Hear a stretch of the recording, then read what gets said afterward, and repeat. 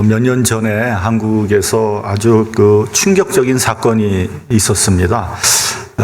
한 가장이 아내와 자녀 둘을 죽이고 자기도 자살을 시도했는데 죽지 못하고 도망을 쳤어요. 근데 결국은 붙잡히고 말았죠. 근데 더 놀라운 것은 그 가장이 그런 끔찍한 사건을 일으킨 이유입니다. 이 사람은 명문대 상과대학을 나와서 한국의 인류 대기업을 다니다가 1년 전에 명퇴를 당했습니다. 이 사람은 강남에 아주 고급 아파트에 살고 있었으며 또 외제차를 타고 다니던 사람입니다. 그러니까 한국에서는 상당히 상류층에 속해 있던 그런 사람이었던 거죠. 1년 전에 회사를 그만뒀지만 집에다가는 회사를 그만두었다고 차마 말할 수가 없는 거예요. 그래서 은행에 가서 아파트를 담보로 잡고 대출을 받아서 매달 부인에게 월급을 갖다 줬어요. 그리고 이 사람은 마치 회사를 나가는 것처럼 나와서 이렇게 돌아다닌 거예요. 여러 군데를 돌아다니면서 노력을 해봤겠죠. 어디 좋은 일자리가 있나, 해볼 만한 사업이 있나, 할 일이 있나. 근데 이 사람이 찾질 못한 거예요. 여기서 이 사람은 절망한 겁니다. 패배의식에 사로잡혀서 이렇게 사느니 차라리 죽는 것이 낫지 않을까. 죽자, 이런 생각이 들었어요. 그런데 죽으려고 하니까 그 아내와 아이들이 눈에 밟히잖아요. 아내와 아이들은 어떻게 살까, 내가 죽으면. 분명히 빈민으로 전락해서 밑바닥 생활을 할 것은 너무나 뻔한 그런 결론이었습니다. 그러면 우리가 같이 죽자. 그래가지고 아내와 자녀 둘을 먼저 죽인 거예요. 자기는 죽지 못한 거죠. 이런 끔찍한 일을 벌이게 된 것입니다. 그런데 이 사람이 잡혀서 그 재산 상태를 이렇게 조사를 해보니까 그 아파트를 다 팔아서 은행빚을 다 갚아도 순수 재산이 6억에서 7억이 남는 거예요. 이 정도 되면 한국에 있는 일반 사람들보다 순수 재산이 훨씬 더 많은 겁니다. 이것을 달러로 환산하면 얼마 되겠어요? 순수 재산이 한 60만 달러 정도 되는 거예요. 여러분, 우리 교인들 중에 빚 다 제하고 순수 재산이 한 60만 달러 이상 되시는 분 손 한번 들어보세요. 아무도 안 들겠죠? 예. 별로 없을 거예요. 별로 없어요. 그럼 왜 이런 끔찍한 일을 한 것일까? 이해하기가 쉽지가 않습니다. 여러분, 절대적인 빈곤과 상대적인 빈곤이라는 말이 있습니다. 절대적인 빈곤은 대부분의 사람들이 밥도 제대로 얻어먹지 못할 정도로 가난한 거예요. 절대적인 빈곤이에요. 우리나라는 과거에 절대적인 빈곤에 시달렸습니다. 북한의 김일성이는 전 인민에게 입합에 고깃국을 먹이는 것이 그의 소원이라고 말했다지 않습니까? 여기서 입합이란 건 쌀밥이에요, 쌀밥. 근데 북한은 아직도 그 소원을 이루지 못하고 있는 거죠. 북한의 작년 작황이 좋지 않아서 굶주리게 되었다고 하니까 우리 대한민국 정부가 인도적인 차원에서 국제기구를 통해서 한 5만 톤의 쌀을 보내주겠다 했는데 무슨 빈정이 상했는지 그것도 안 받겠다고 목리를 부리고 있어요. 네. 굶어 죽어도 자존심이 더 중요한 거예요, 이 사람들이. 그래서 참 안타깝다 못해 처량해 보이기까지 합니다.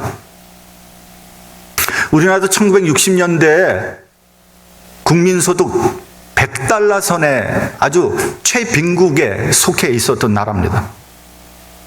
그때는 모두가 다 가난했으니까 내가 가난했다는 것을 실감을 못했어요. 다 의뢰 가난하게 사는 게 당연한 시대였으니까. 제가 학교 다닐 때요, 점심 싸우지 못한 애가 젓가락만 갖고 와. 그래서 돌아다니면서 애들 점심 같이 먹으면서 배를 불린 그런 애들도 있었습니다. 근데 생각해보면 그때는 차라리 낭만이 있었어요. 예? 그렇게 지질이 못 살았는데 또 애는 많이 낳았어요, 보면. 그래서 1959년생서부터 우리나라 인구가 100만이 넘어갑니다. 예? 그 해에 태어난 사람이 100만이 넘어가요. 우리 정인영 집사님 몇 년생이시죠? 100만 넘어가요. 그때부터 1960년생이 제일 많아요. 우리나라 전체 인구에. 근데 여러분 지금은 어떻습니까? 1인당 국민소득이 3만 불이 넘어갔다는 거예요. 그리고 국민 총생산 GDP가 전 세계에서 10위권에 정확히 11위에 도달해 있습니다. 무역 수지로는 세계 7위의 나라입니다. 우리나라가. 이거 어마어마한 국력이에요. 이 국력은요, 러시아나 스페인을 뛰어넘는 경제 규모가 더 커요. 그럼에도 그렇고요. 그러니까 지금 대한민국은 옛날의 대한민국이 아니에요. 그 못 살던 나라가 아니에요, 이제는. 지금 우리 장로님 기도하셨지만 일본이 경제 도발을 하고 있어요. 그 경제 도발을 한 이유 중에 하나가 뭐냐면 일본이 한국을 두려워하고 있다는 거예요. 한국의 경제력이, 기술력이 일본 턱 밑까지 쫓아와 있는 거예요, 지금. 그래서 지금 이번 기회에 완전히 밟아놓지 않으면 잘못하면 한국에 추월당하겠다, 이런 두려움이 있다는 거예요. 그런 나라인데 왜 그렇게 못 살겠다고 아우성을 치는 겁니까? 자살률이 OECD 국가 중에서 2위에 2위. 1위는 리투아니아라는 나라고 2위예요. 리투아니아는 나라는 아주 작은 나라니까 뭐 카운트하면 안 돼요. 1위예요, 사실은.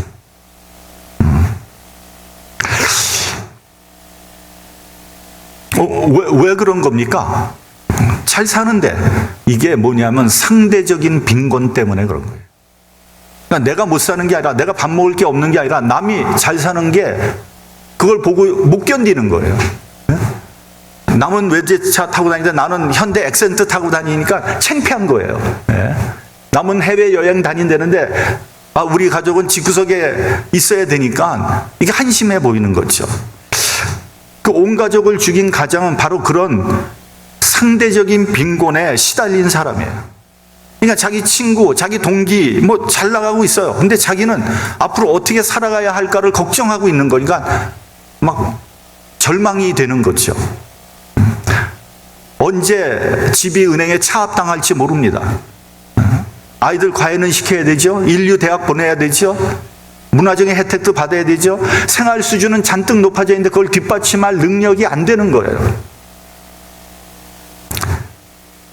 스스로 만든 함정에 빠져 허우적거리다 씻을 수 없는 죄를 짓고 말았어요. 다 정리하고 시골 가서 살으면 충분히 살고도 남을 텐데 왜 그 생각을 못했을까? 이해가 되지 않아요. 한 청년이 자살을 결심하고 마지막으로 목사님을 찾아와서 자문을 구합니다. 목사님, 나 지금 자살하려고 합니다. 목사님이 물어봅니다. 자살하는 이유가 뭡니까? 이 청년이 대답합니다. 저는 어려서부터 불우한 가정에서 태어났고 공부도 많이 못했습니다. 결혼을 했는데 얼마 전에 이혼했습니다. 경제생활 파탄 상태에 와 있습니다. 사회적으로도 아무도 나를 인정해 주지 않습니다. 나는 더 이상 살아갈 가치가 없는 사람입니다. 그래서 죽는 게 차라리 낫겠습니다. 그의 이야기를 신중하게 듣고 있던 이 목사님이 동정 어린 말로 위로하면서 말했습니다. 당신은 정말 불우한 환경에서 살았군요. 자살할 충분한 이유가 됩니다. 내가 당신이라도 죽을 것 같습니다. 당신은 자살하는 게 맞을 것 같습니다. 그렇게 대답을 했다는 거예요. 그러면서 목사님이 그러나 죽기 전에 나를 조금 도와주실 수 있겠습니까? 이왕 죽을 텐데 나 좀 도와주시고 난 다음에 죽어도 되지 않겠습니까? 그 청년이 그 말을 듣고 어차피 죽을 텐데 목사님께서 도와달라 그러면 그거 도와드리고 나서 그러고 난 다음에 죽겠습니다. 목사님이 말하기를 우리 교회에 선교부가 있는데 가난한 사람 또 집이 없는 사람을 위해서 집을 짓는 사역을 하고 있습니다. 거기에 와서 한 달만 노력 봉사를 해 주시기 바랍니다. 일손이 워낙 부족해서 말이죠. 한 달이 다 될 무렵에 청년이 이런 고백을 했다고 합니다. 목사님께서 제게 돈을 주셨다거나 혹은 직장을 알선해 주셨다면 나는 다시 자살을 시도했을 겁니다. 근데 목사님은 저한테 아무것도 주지 않았어요. 오히려 도움을 요청했습니다. 그래서 같이 일하고 섬기는 사이에 내가 살아야 할 충분한 이유를 깨달았습니다. 그리고 나보다 더 못 살고 힘든 사람들도 많이 있다는 것을 알았습니다. 나는 이제 보람있고 행복한 삶이 무엇인지도 알게 되었습니다. 그리고 나는 그러한 삶을 살 수 있다는 것도 깨달았습니다. 나는 이제 더 이상 자살하고 싶지 않습니다. 그런 말을 했다는 거예요. 오늘 본문은 한 어리석은 부자의 이야기입니다. 그는 많은 것을 소유했어요. 가진 것이 너무 많아서 주체를 하지 못할 정도로 부자였습니다. 그러나 그는 결코 행복하지 않았어요.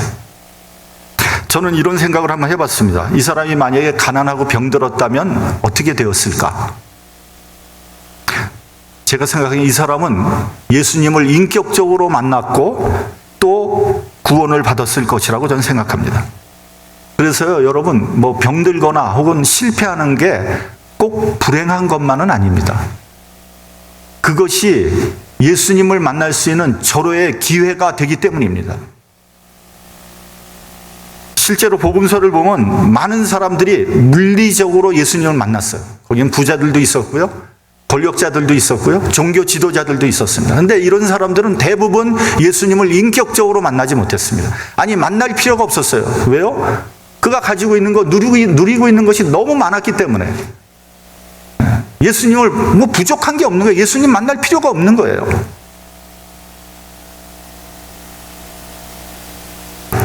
그래서 교만해졌고 어리석어졌습니다. 여러분, 이 말을 반드시 기억하시기 바랍니다. 사람은요, 교만해지면요, 반드시 어리석어집니다. 이거는 예외가 없어요. 여러분, 교만한데 현명한 사람 봤어요? 아니에요. 현명하지 않아요. 어리석어집니다. 교만한데 겸손한 사람, 이런 건 없잖아요. 교만하면요, 반드시 어리석어집니다. 여러분, 혹시 주변에 교만한 사람 있습니까? 분명히 있을 거예요. 그 사람으로부터 상처받았습니까? 너무 열받지 마세요. 너무 속상해하지 마세요. 그 사람은 반드시 어리석어질 것이고, 그래서 많은 사람으로부터 왕따 당하고요, 비난을 당하게 될 것입니다. 그 비근한 예로 대한항공 가족을 보십시오. 그들은 너무 많이 가지고 있었기 때문에 교만해졌어요. 하늘 높은지 모르게 교만을 떨다가 어리석어지지 않았습니까? 비행기를 돌려 세웠어요. 그리고 힘없고 가난한 사람에게 온갖 갑질을 하다가 부메랑을 맞아서 많은 사람들의 비난을 당하지 않습니까? 그래서 사회적으로 매장을 당하다시피 하다가 그 회장님은 지병으로 죽고 말았어요. 아니, 얼마 전에 그때 뉴스에 보니까 건강해 보이던데 갑자기 죽었어요. 아마 속이 뒤집혀서 죽은 것 같아요. 왜 그러냐면 여태까지 한 번도 이 세상 사람들 그런 대우를 받아본 적이 없거든요. 그 사람들이 항상 왕 같은 그런 대우를 받았잖아요.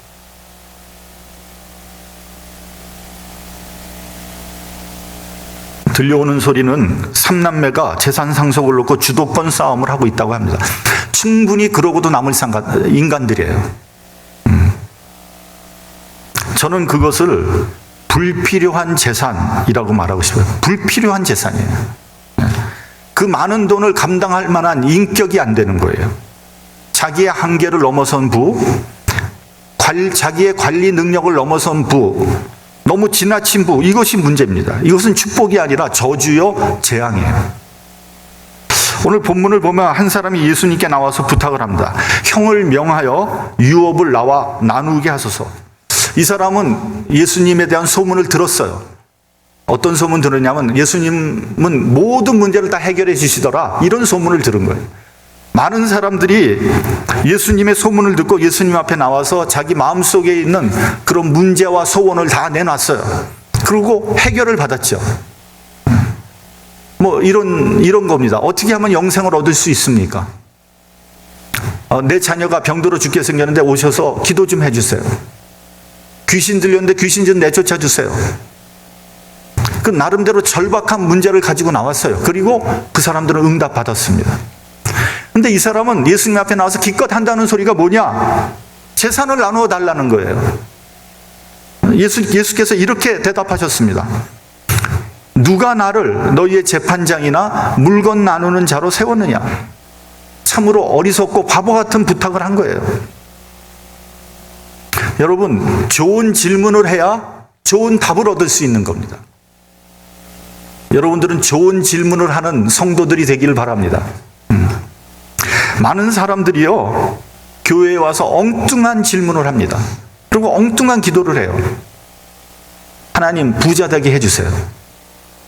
하나님, 출세하게 해주세요. 하나님, 우리 자녀 좋은 대학에 들어가게 해주세요. 아니, 왜 하나님이 왜 그래야 되는데요? 왜 하나님이 나를 부자로 만들어줘야 되겠습니까? 아니, 자녀가 공부를 열심히 했으면 좋은 대학 갈 것이고 공부 안 했으면 못 가는 거죠. 왜 내 자녀를 좋은 대학 가게 합니까? 그러면 다른 자녀는 그럼 어떻게 하라고? 이게 엉뚱한 기도를 하는 거거든요, 이게. 이런 기도를 해야지. 어떻게 사는 것이 하나님 뜻에 맞게 사는 것입니까? 내가 영생을 얻기 위해서 어떻게 신앙생활을 해야 됩니까? 하나님 자녀답게 사는 것은 도대체 어떤 겁니까? 이런 거를 하나님 앞에 물어봐야죠. 하나님께 이런 질문을 하는 사람들은 인생의 궁극적인 해답을 얻을 수 있을 겁니다. 예수께서 이렇게 대답하셨어요. 사람의 생명이 그 소유에 넉넉한 데 있지 아니하니라. 생명과 소유가 다르다는 거예요. 아무리 소유가 넉넉해도 그렇다고 생명이 있는 건 아니라는 거예요. 에릭 프롬이라는 사람의 저서 중에 To have or to be, 소유냐 존재냐, 이런 책이 있습니다. 한마디로 소유와 존재가 다르다는 거예요. 소유한 만큼 존재 가치가 있다고 생각하는 물질 만능주의 시대의 잘못된 사상과 풍조에 일침을 가하는 책입니다. 그러니까 내가 소유를 많이 갖고 있으면 내 존재감도 더 커진다, 이런 얘기죠. 존재 가치도 더 크다. 그럼 소유가 없으면 존재 가치가 없다는 얘기 아니에요. 소유와 존재는 별개입니다. 소유가 많다고 인격까지 더 높아지는 건 아닙니다. 여러분, 부자를 현대판 귀족이라 그러죠. 그래서 어떤 부자들은 마치 자기는 인격자인 것처럼 거드름을 피고 있어요. 근데 속을 들여다보면은 돈이면 다 된다는 저급한 생각을 가지고 있는 거죠.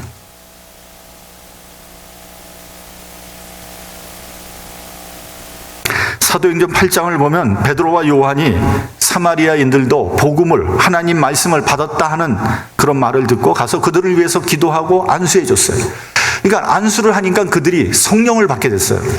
그 모습을 보고 있던 마술사 시몬이 베드로에게 돈을 주면서 이렇게 부탁을 합니다. 누구든지 내가 안수하는 사람은 성령을 받게 해달라고.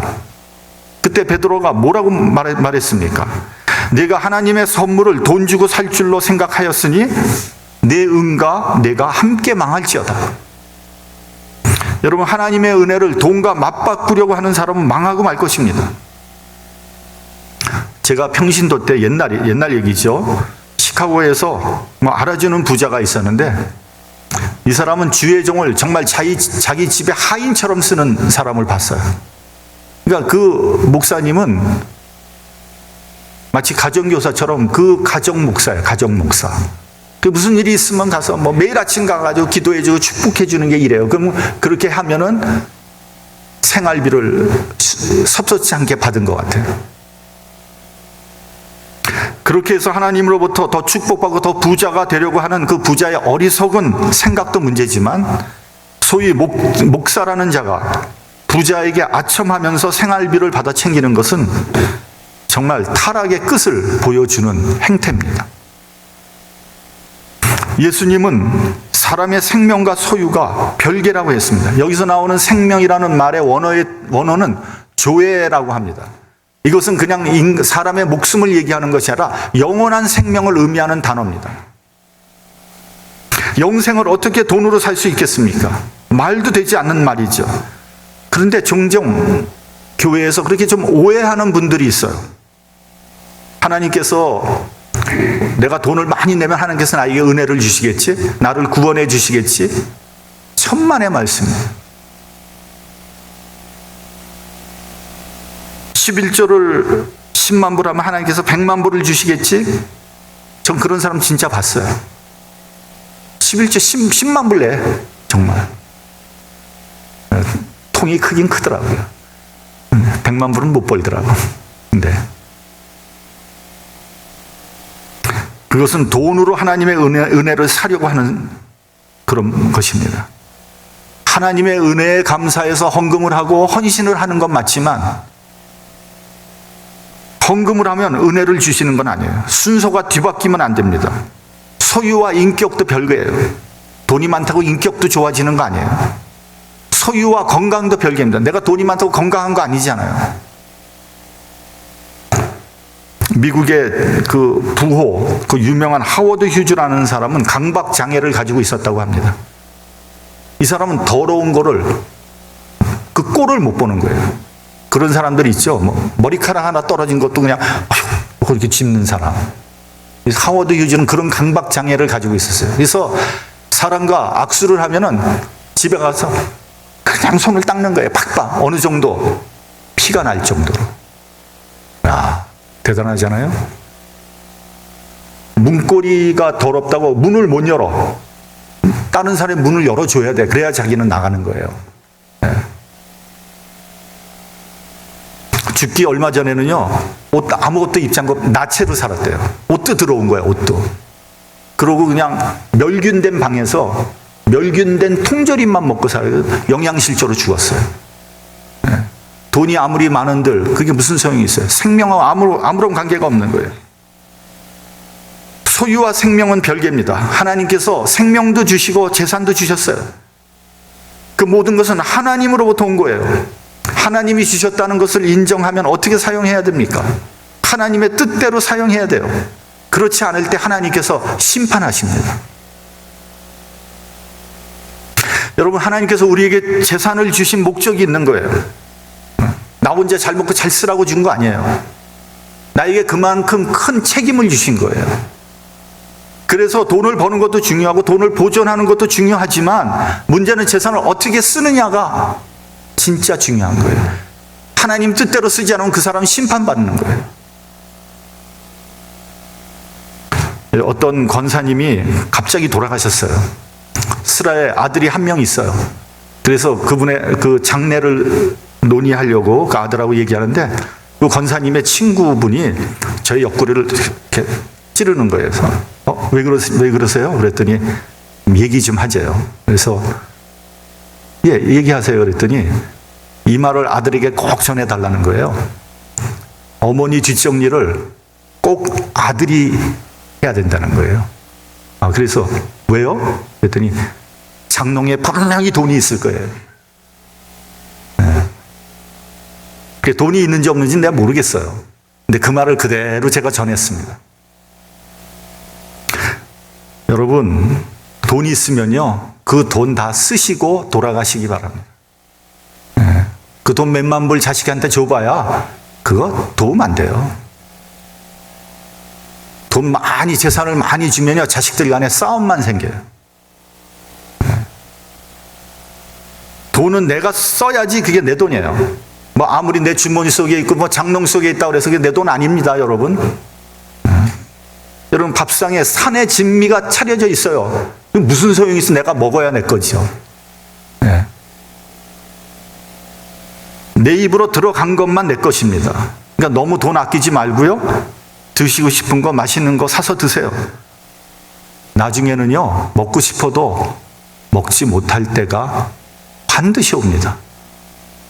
네.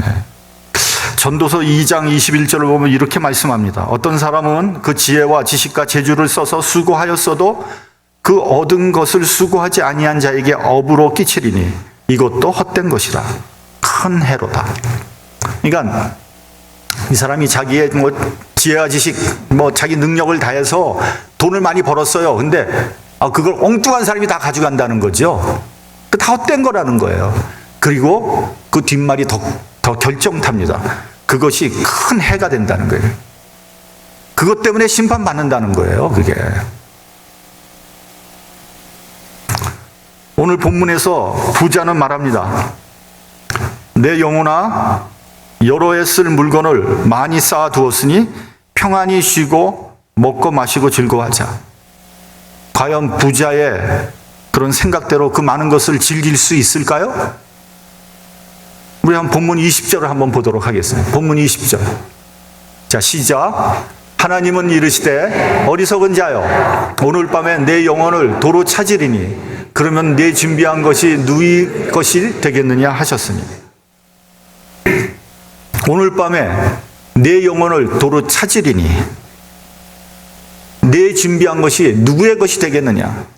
이 오늘 밤이라는 말이 아주 이게 포인트입니다. 여러분, 우리는 영원히 살 것 같이 살잖아요. 근데 내일 일은 우리가 몰라요. 오늘 밤에 우리의 영혼을 부르실지 누가 알겠어요? 오늘 본문을 보면 나라고 하는 인칭 대명사가 6번이나 나옵니다. 6번. 내가 내 곡간을 헐고 내 모든 곡식과 물건, 내 영혼, 내 것 아무리 외쳐도 소용없어요. 하나님께서 부르시는 순간 그것들은 속절없이 남의 것이 되고 말 겁니다. 마지막으로 21절을 보면요, 자기를 위하여 재물을 쌓아두고 하나님께 대하여 부여치 못한 자라고 되어 있어요. 어떤 사람이 하나님께 부여치 못한 자일까? 첫째는요, 모든 것이 하나님으로부터 왔는데 모든 것이 자기 것이라고 착각하는 사람이에요. 그래서 하나님께 감사하는 마음을 갖지 않는 사람입니다. 어떤 사람이 이렇게 기도했다는 거예요. 하나님, 만불을 저한테 허락해 주시면 제가 10의 2조를 내겠습니다. 그래서 열심히 노력했어요. 근데 만불을 벌지 못하고 8,000불만 벌은 거예요. 이 사람이 이렇게 기도를 했다는 거예요. 하나님 감사합니다. 미리 10의 2조를 띄고 주셔서 감사합니다. 이런 사람이 하나님께 대하여 야박한 사람이죠.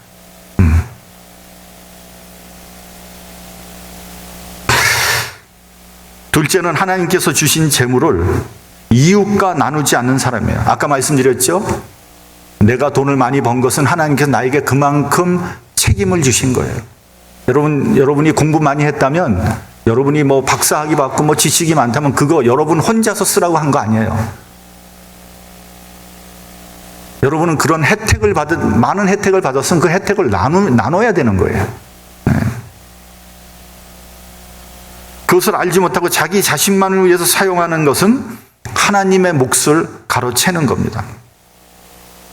마하트라 간디가 이런 말을 했다고 합니다. 모든 사람의 필요를 채워줄 음식은 충분하지만 모든 사람의 욕심을 채워줄 음식은 충분하지 않다. 누군가가 굶주리고 있다면 그것은 다른 누군가가 너무 지나치게 많이 먹고 있다는 증거입니다. 특히 미국에 살고 있는 우리는 따지고 보면 너무 많은 것을 소유하고 있어요. 그리고 너무 많은 것을 먹고 있어요. 앞에 철을 집어넣으려다가 말았어요.